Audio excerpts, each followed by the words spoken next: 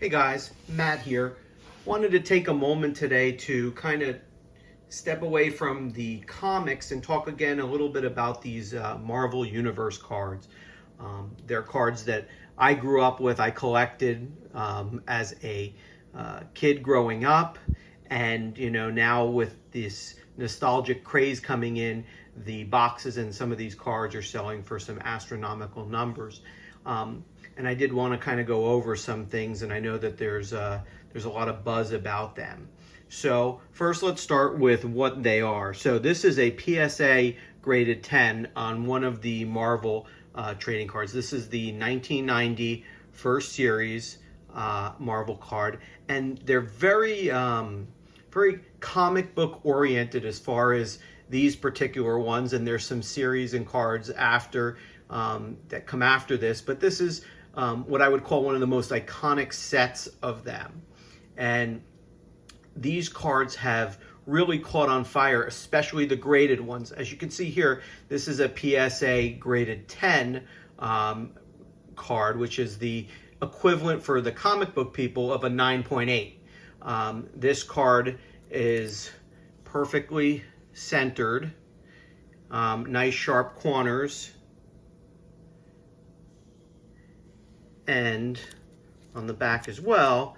And that's kind of what you're looking for to kind of potentially be in the range for one of the a 10. There are obviously other companies such as Beckett and I'm trying to think who else is it. CGC, the comic book grading company, does not grade these particular cards.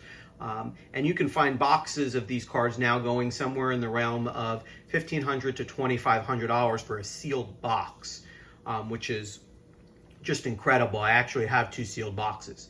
And, there's been a lot of talk about, whether this hype is going to continue and all. And I kind of wanted to touch upon that. And I brought 2 boxes with me here to kind of show you. These cards had a very large print run, and so some people have said, well, there's going to be a lot of cards that flood the market. It's just right now that PSA and some of the other grading companies are very backlogged, and that is all true. I agree with that, but there is, in my opinion, a little bit of a difference that people are missing with some of these cards, and I'm going to show you a couple of them as well so you can see. And these are obviously ungraded cards. But with these particular cards, and this is a very popular one, is the fact that there's a lot of them doesn't really, in my opinion, throw off the value of some of them. And the only reason I say that is because a Gem Mint 10, like what we have here on these cards, is actually very difficult to come by. And the reason that is in 1990, when these cards were being printed, the manufacturing process was not as refined as it is today. So what you will find and see is that a lot of the cards are off-centered and not perfectly aligned. And I'm going to try and see if I can give you an idea where they're either top-heavy, bottom-heavy, or on the left or right, or there's corner dings and things like that. Because, most of the kids my age weren't collecting these cards in such a manner as to protect them. So therefore, condition on a lot of these cards is very, a good condition is hard to come by. And I think that's what's driving the price in the boxes, is everybody wants that pack fresh card so they can submit it to PSA or whoever their grading company is to try and get a 10. Now, one of the things that you'll see, and I'm going to actually go get mine, is a tool that you can use, and you can get these on eBay. And this tool kind of is a good guideline because, I don't know if you could see that, it's got markings on it. And what you do is you can put the card and center it and try and see if the card is going to be, centered, which is one of the big things that PSA is going to look to. in this particular card, this card is off-centered in the fact that it is a little heavy on the top versus the left and right and the bottom. So this card probably would not grade at a 10, which is in essence really what a lot of people are looking to get. Now, if you are a collector of comics and a collector of nostalgic things, you may be fine with a 9 or a card graded lower, but a lot of people are obviously, just like the hunt for 9.8s in comics, are trying to get that 10 from PSA. And one of the things, and you can see obviously in this particular batch, I have a ton of these cards here. I also have some Series 2 cards, which is the 1991 set as well, but this and all of this back here, for the most part, is the 1990. What's unique is, as you can see, all of these cards right here, I can pretty much tell you are not going to be 10s.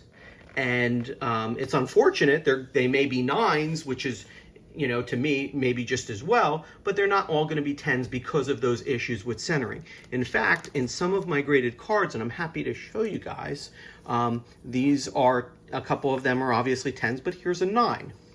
Now, in comparison, just to kind of give you an idea of what would grade as a 9, and I don't know if you can tell this from this particular card, but it is off-centered. The corners are sharp, everything else looks good about the card, but it is actually off-centered.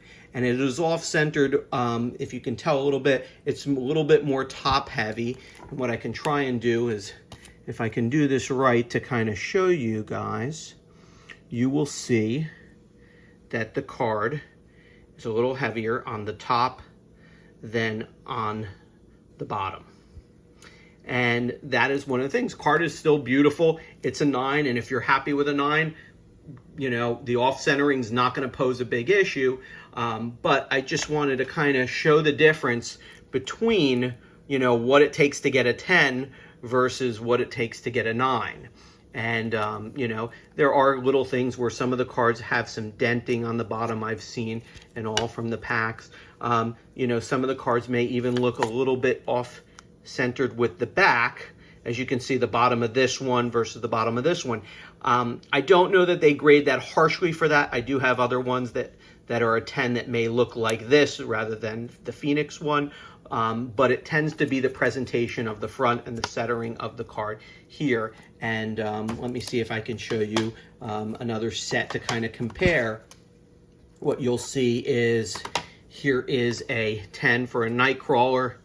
Here is a 9 for Electro.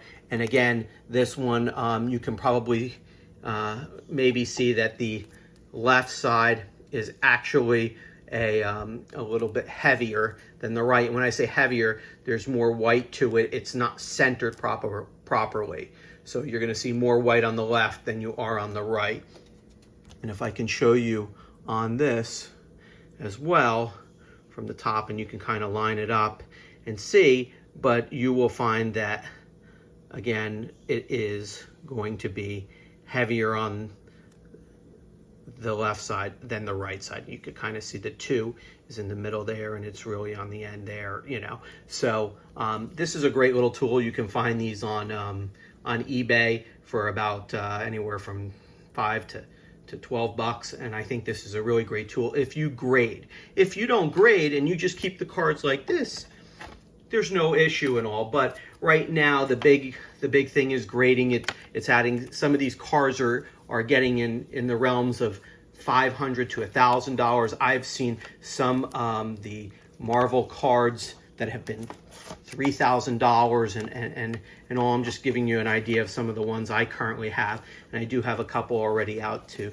PSA. I'm gonna grade a set just for me, but these cards are very popular. They're great to have if you're a collector, and it's kind of nice if you have a comic and you kind of have the first appearance of the comic with potentially the card and such. So you'll see, you know, the popularity of these. Just to give you an idea, as I told you before, these are all what I would consider not 10s. They may be 8s or 9s in that realm, but these are not, in my opinion, would not produce a PSA 10 because of how difficult it is to get that perfect centering, those sharp corners, you know, and that look of the card. Remember on the surface as well that it's smooth and all. Now, I do have so many of these. These are ones, and I'll have these actually in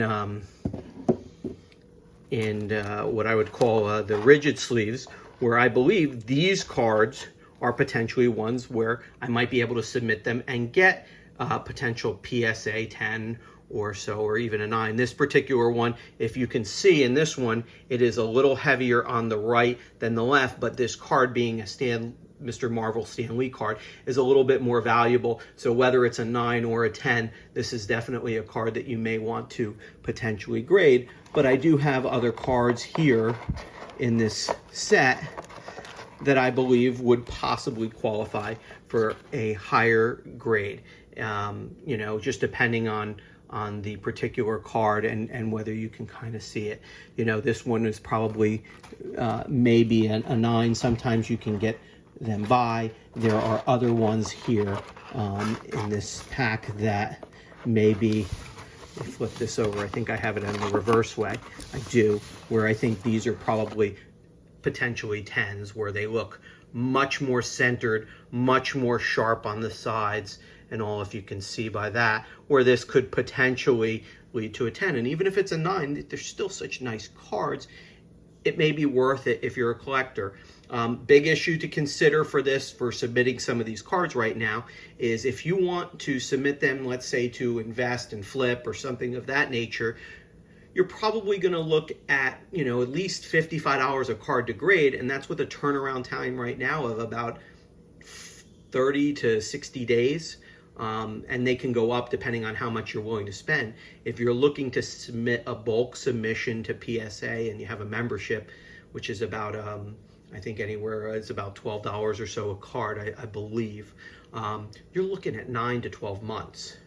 And, you know, so if you're looking to keep it as a collector, I'd say, hey, submit it for the 9 to 12 months because you're not looking to flip it. If you're looking to flip it, and you may have a potential 10, you're probably going to have to spend, you know, that money to get it graded to kind of decide if it's worth it for you.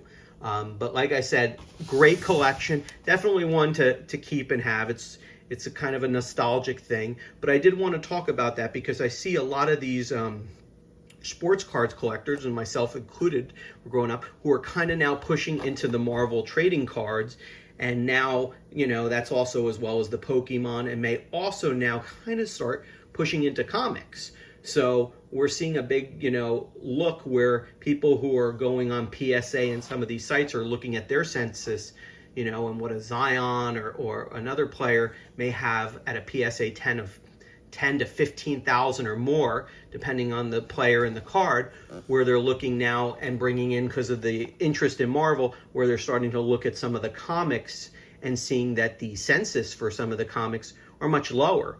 If you're a comic book collector and you see maybe 3 to 4 or 5,000, you know, in a census on CGC, you're thinking that's a pretty, you know, it's a pretty popular one, that's a high number. But these sports card collectors are looking at that and comparing that to like a Zion that's 10 to 15,000 and saying, hey, those are low pop numbers.